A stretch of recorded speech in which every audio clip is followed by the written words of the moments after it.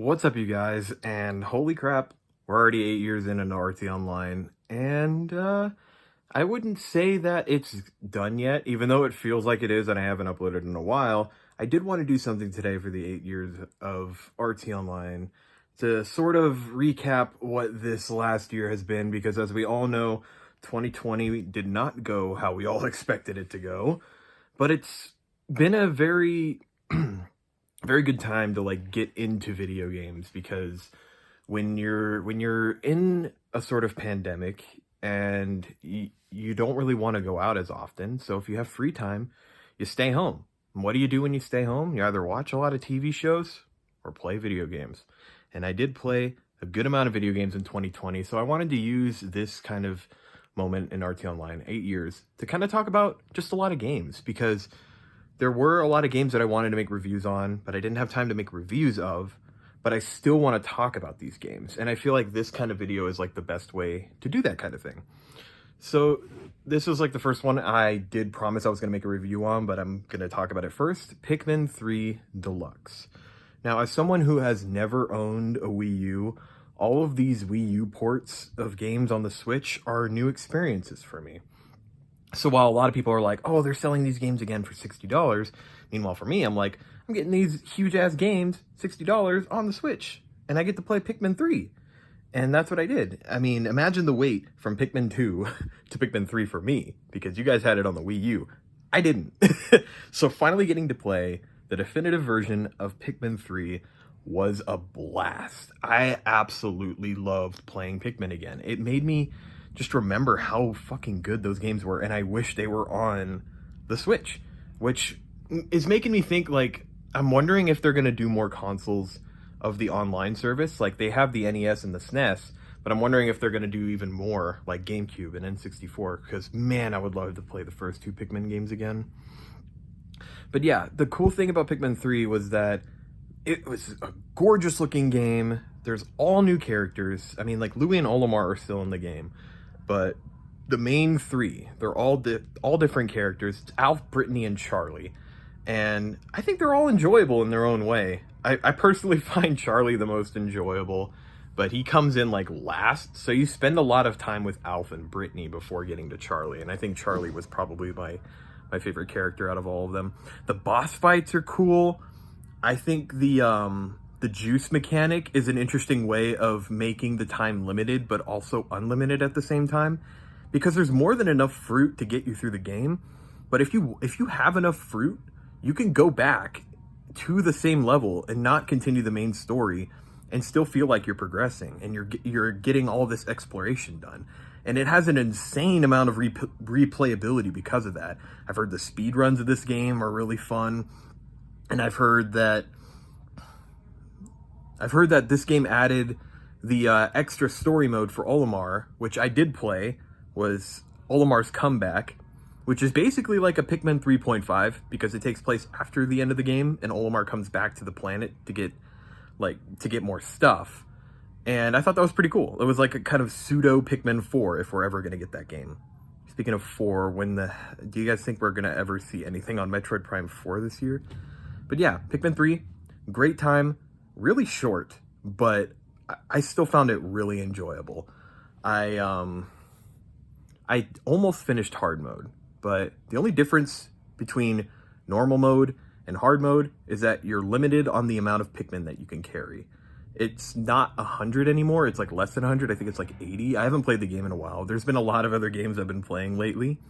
But yeah, highly recommend Pikmin 3 if you haven't played it. If you had it on the Wii U, you could probably skip it or wait for a sale, which would probably never happen because it's Nintendo.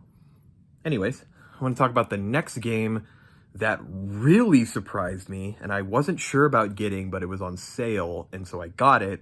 Immortals Phoenix Rising.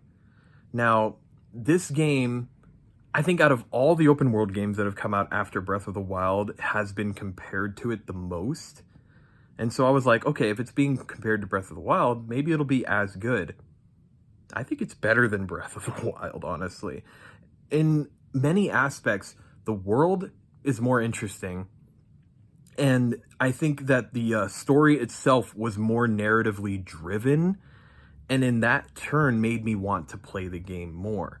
However, the exploration is so good that I spent over 70 hours on this game, even like the time going after I even beat the main story, which did take me a while to beat because I was so busy going through these vaults of Tartarus, which are like the shrines in Zelda, which have like either battle arenas or really complicated puzzle dungeons and stuff like that.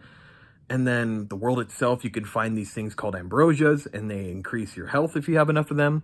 Every time you beat a vault of Tartarus, you're guaranteed a lightning bolt of Zeus, and you collect enough of those, you can increase your stamina, which helps you climb walls and like run around everywhere. There's mounts. The game's really funny. I think the game looks really nice too. Like, I got the Switch version. It's not the most beautiful version of the game. I've seen gameplay of the PS4 version though, and I'm like, oh damn, this game's gorgeous. It really is. And the art direction is super likable. Like, it's not realistic. It's got like a very distinct style to it. It's probably the best Ubisoft game I've played in a very long time.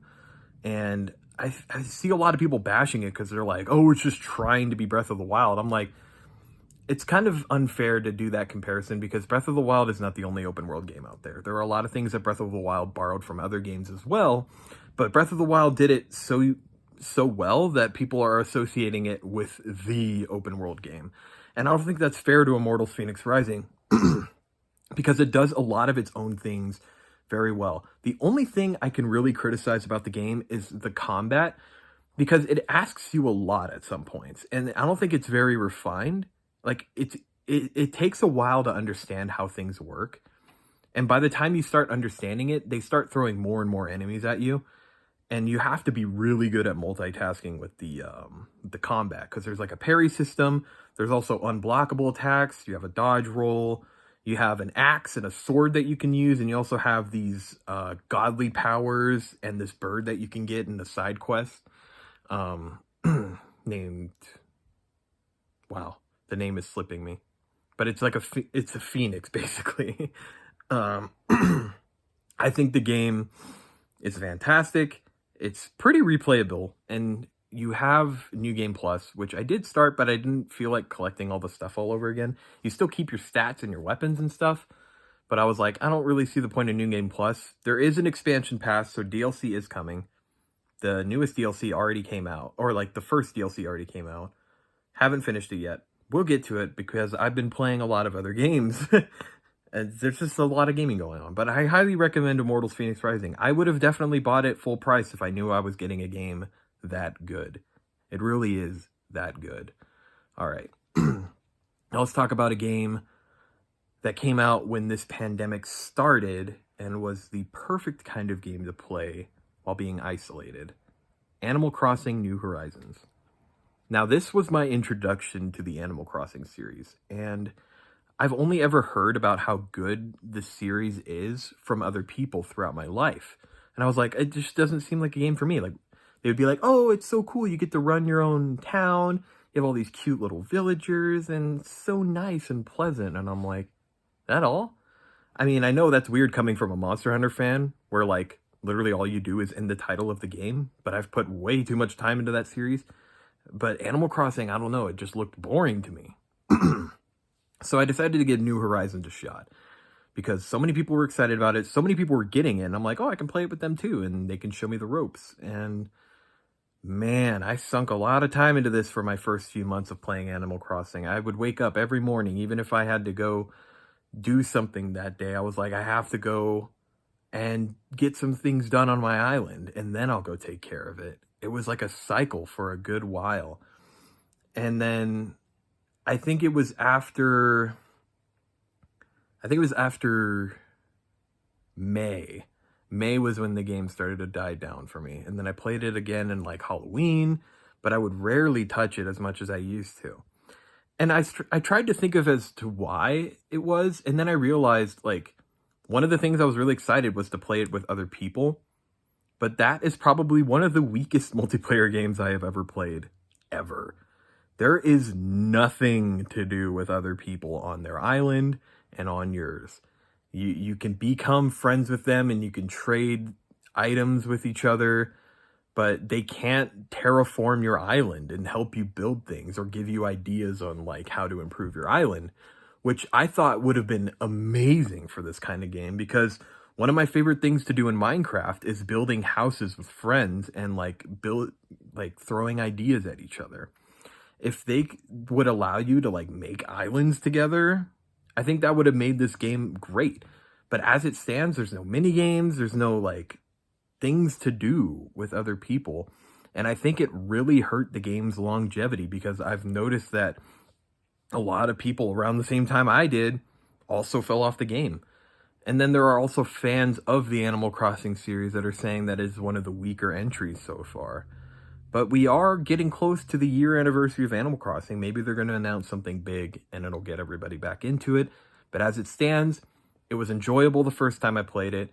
And I'll go back to it occasionally, but I'm not as dedicated anymore. There's nothing else I want to do with my island. I got all the fossils. I don't really feel like catching fish. I don't really feel like catching bugs. There's nothing else for me except playing it with other people and maybe getting some cool clothes. Okay. And then there's another game that came out after Animal Crossing that really hooked me. And that is Clubhouse Games 51 Worldwide Classics. Oh my god, I love games like these where they're just like game compilations of games that you wish you could play with other people, but you don't have them or you don't have friends. And during this time, we were all like missing our friends. And this is one of the best games to play when you just want to hang out with friends, play games, get mad at each other, or even have a good time. There are 51 games in this. Yeah, go figure, it's in the title. But so many of them are polished and really well done. Like some of them are weak. Like the toy ones I think are lame. But man, when they hit it right, they do it well. And I've put over 70 hours into this game. About as much time as I put into Immortals Phoenix Rising, which is a lot of time. And I think the lobby system works fine. There is a lot of latency when it comes to playing with someone that's far away, but that's Nintendo Switch Online for you. Even Smash has that problem to this day.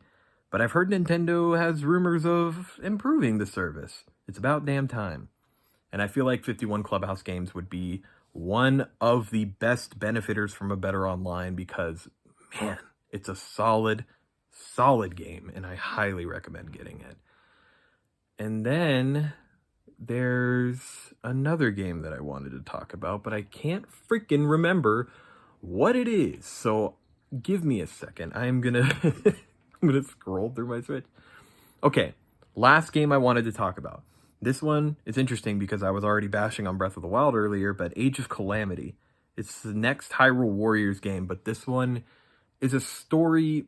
I'm not sure if it's canon in the Zelda lore, but it takes place 100 years before Link wakes up in Breath of the Wild. So it's the story that King Roam in Breath of the Wild like basically strolled over, but you don't get to hear all the details. You get the memories of them with Link, but this time you actually get to live them. And Age of Calamity, as a Hyrule Warriors game, I think it's pretty weak, but story-wise, very interesting. I was captivated through the main story, which is something I feel like Hyrule Warriors lacked, was a good story. Like Hyrule Warriors Definitive Edition, I played the hell out of that one, but Age of Calamity, I didn't play that much after I beat it. Like, I got most of the things on the map cleared. I have all the characters unlocked.